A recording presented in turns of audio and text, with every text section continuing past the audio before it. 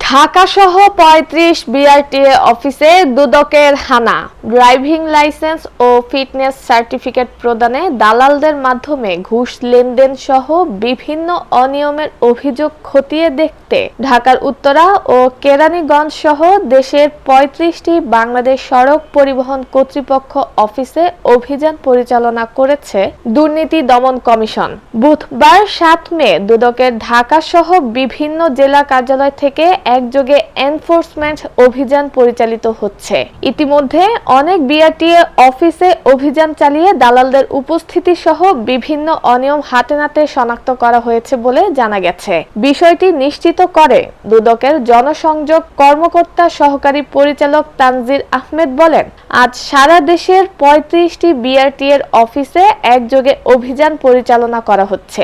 অভিযান শেষে বিস্তারিত বলা হবে। এর আগে গত ২৯ এপ্রিল বিভিন্ন প্রকল্পে অনিয়মের অভিযোগ খতিয়ে দেখতে প্রধান কার্যালয় সহ স্থানীয় সরকার প্রকৌশল অধিদপ্তরের ৩৬ অফিসে এবং গত ১৬ এপ্রিল দলিল রেজিস্ট্রেশন, তল্লাশি ও নকল উত্তোলন সহ অন্যান্য কাজে সেবা প্রার্থীদের হয়রানি এবং ঘুষ দাবি সহ বিভিন্ন দুর্নীতির অভিযোগে দেশের ৩৫ সাব রেজিস্ট্রার অফিসে অভিযান পরিচালনা করেছিল দুদক। এরই ধারাবাহিকতায় সরকারি সেবা নিয়ে একযোগে বিআরটিএ অফিসে অভিযান পরিচালনা করা হচ্ছে।